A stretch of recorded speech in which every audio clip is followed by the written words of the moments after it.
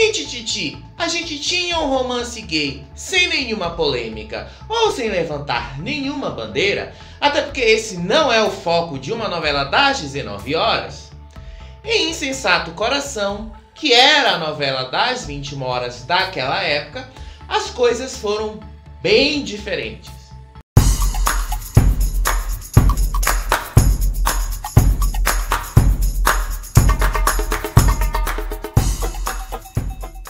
Olá, meus amores, aqui do canal The Antenado.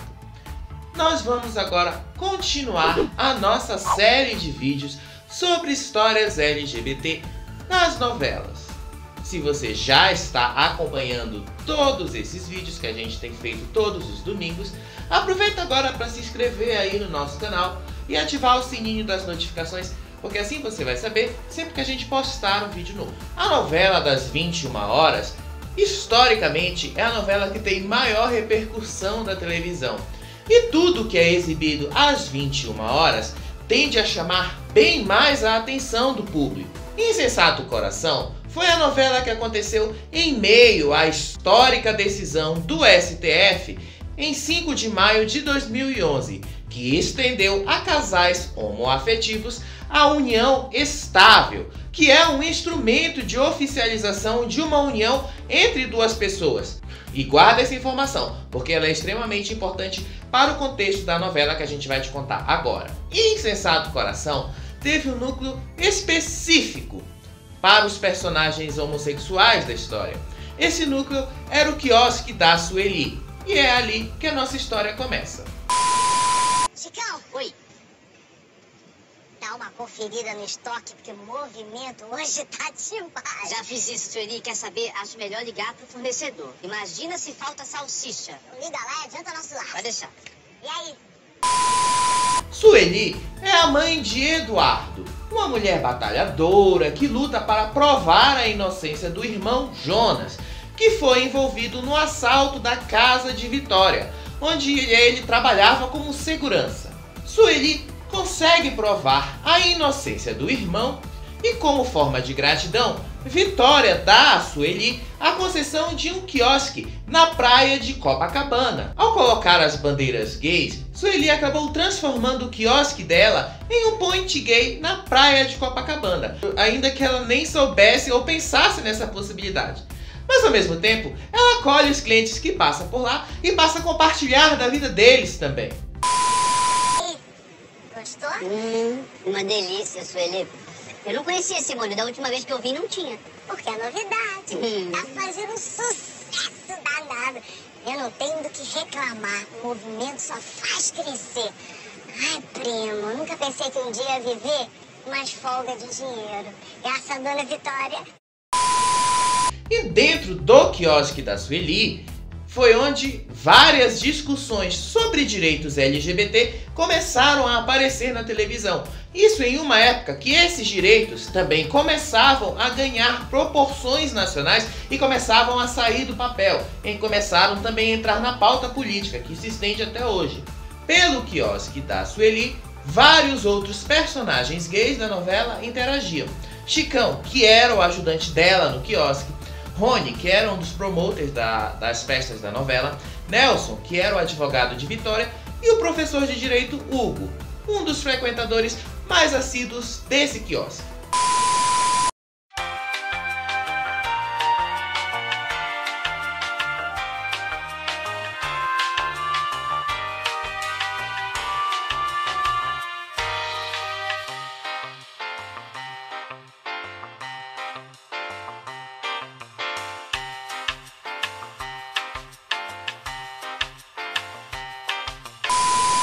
E é aqui que o romance entre Hugo e Eduardo começa a se desenvolver. E se você perceber, você vai notar uma característica comum entre todas as novelas que a gente já citou aqui nessa série sobre histórias LGBT. Todas essas tramas paralelas aconteciam do meio para o final das novelas, o que dava tempo para o público acolher os personagens e entender as histórias deles, entender as motivações deles e as mudanças pelas quais qualquer história precisa ter para ela continuar a atingir o grande público, como é uma grande novela das 21 horas. No começo da novela, Eduardo namorava com a Paula, e esse namoro se estende por boa parte da história, até que ele fica confuso quando ele conhece Hugo, o professor de direito, lá no quiosque da mãe dele. Hugo, diferente de Eduardo, já sabe bem da condição dele e não esconde que ele está apaixonado por Eduardo. E uma das primeiras cenas dos dois é justamente essa. Hugo dá em cima de Eduardo sem intermédio de aplicativos ou outras formas de aproximação que a gente já conhece hoje. Beleza? Posso ajudar?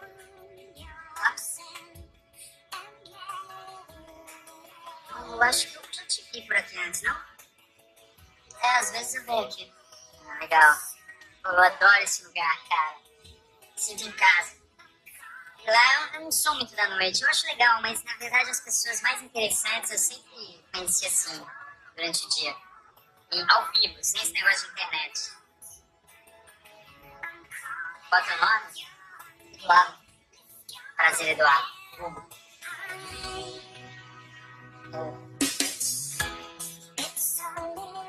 Você faz o quê? Eu trabalho de atrasado.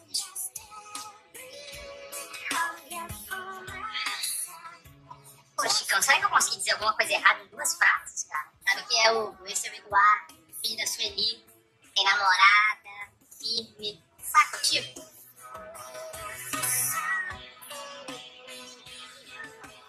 As roupas aqueles fazem.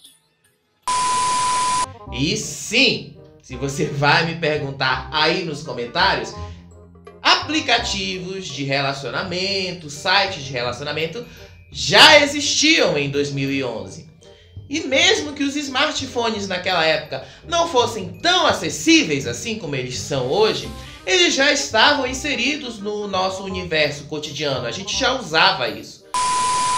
E mesmo em meio a tanta confusão de sentimentos e despertando a ira de Vinícius, que é um dos vilões da história, Eduardo se declara para Hugo. Eu tentei não te procurar, Hugo. Mas eu não consigo parar de pensar em você, cara. Peraí.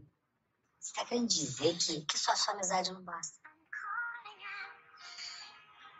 Quero você, Hugo. Sabe, eu quero ser seu amigo também, claro, mas... Quero mais. Eu também quero mais.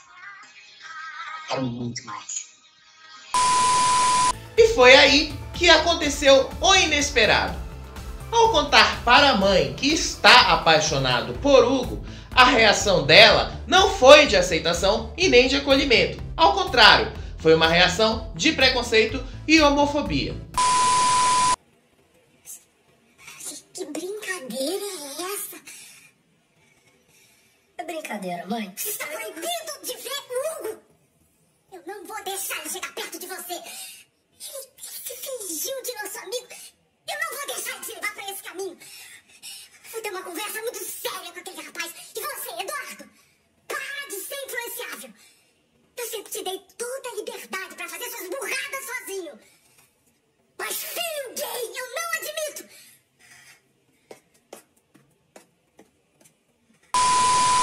Sueli não aceita que seu filho seja gay e ele não aceita a hipocrisia da mãe. Ele então resolve morar com Hugo. Pra você. Eu sei que não é só uma fase.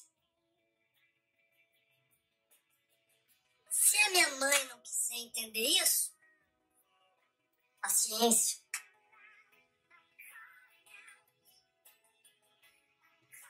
Eu vou viver a minha vida. Do meu jeito.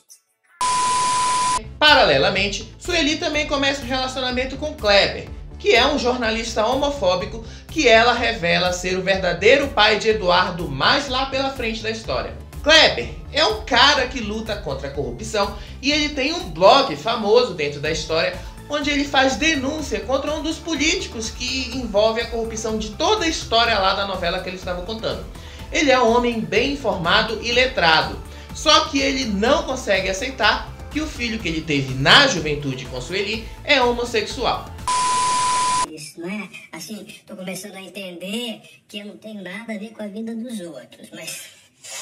Me desculpe, mas é um negócio de bolinho, festinha... Tá, você respeita se ficarem escondidos, não fizerem barulho, né? Não tem importância ser gay, desde que ele seja seu chefe, seu amigo. Desculpa, mas pra mim respeito é outra coisa. Pelo amor de Deus, o meu limite é esse. Eu sei que o filho é seu, você... É seu filho também, seu idiota. Eu tinha certeza que você ia ter essa reação triste. Pouco depois disso, Sueli acaba aceitando que Eduardo é homossexual e inclusive convive com Hugo, passando a apoiar os dois. E no quiosque da Sueli, várias outras tramas envolvendo os personagens LGBT da história aconteciam. E foi com um desses personagens que os direitos LGBT ganharam ainda mais força. Gilvan era um garoto que foi expulso de casa pelos pais e ele foi acolhido por Sueli, que lhe deu um trabalho no quiosque. E ele foi brutalmente assassinado por Vinícius. Vocês lembram dele? A gente já falou. Ele era um dos vilões da história. Vocês vão fazer comigo? Vocês vão fazer comigo?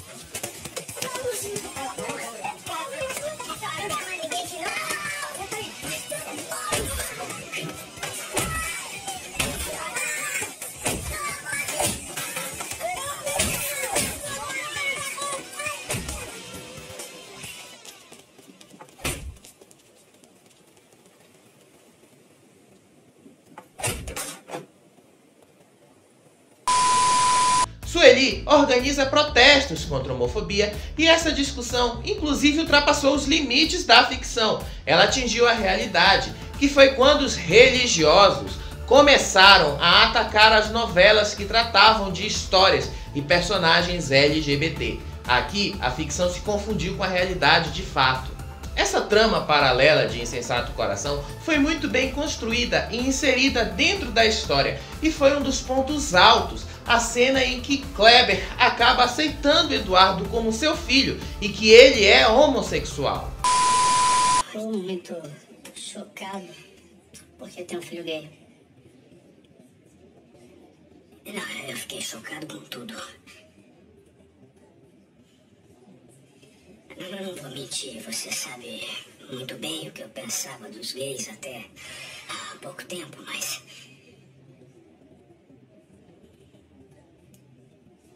eu tô tentando mudar.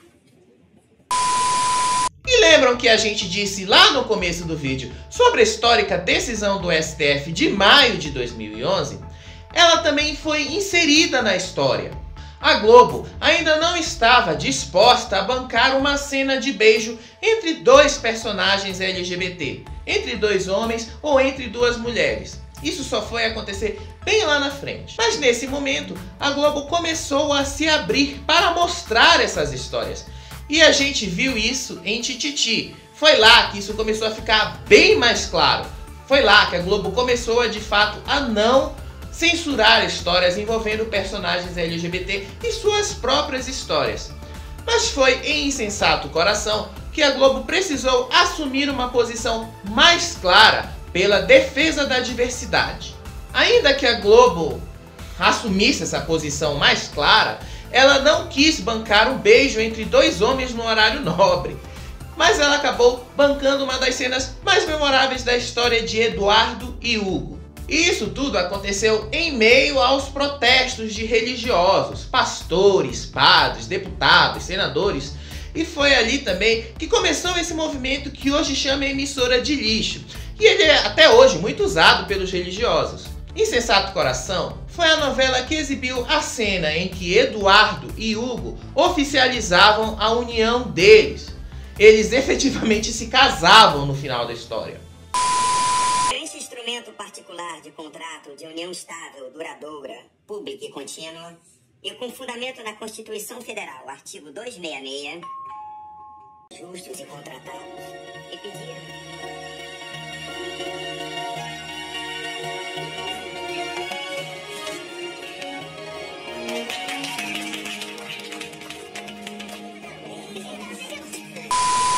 No final da história, Kleber também convive com Hugo e ambos acabam desenvolvendo uma boa relação, inclusive debatendo bastante sobre política e economia, algo que Kleber escrevia no seu blog dentro da novela.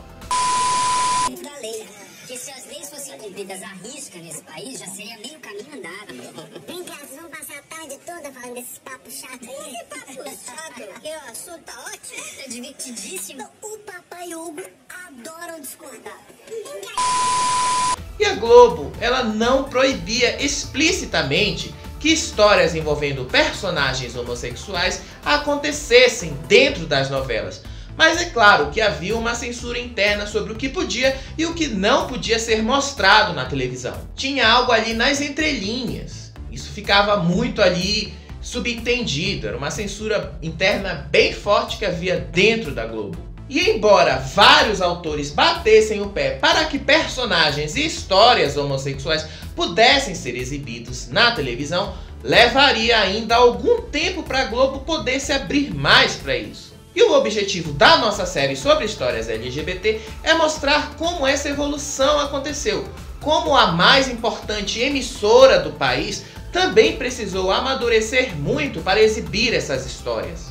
Se em América eles pararam o país pela primeira vez para discutir o romance entre Júnior e o Zeca, se em Tititi uma história LGBT foi mostrada com sensibilidade e sem levantar nenhuma bandeira, em Insensato Coração, a Globo finalmente precisou assumir uma posição, ainda que o seu maior temor levasse mais 2 anos para ser superado.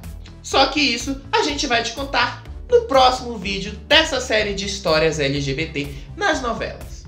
Enquanto isso, você lembra de Insensato Coração e sabe da importância dessa novela para a visibilidade LGBT?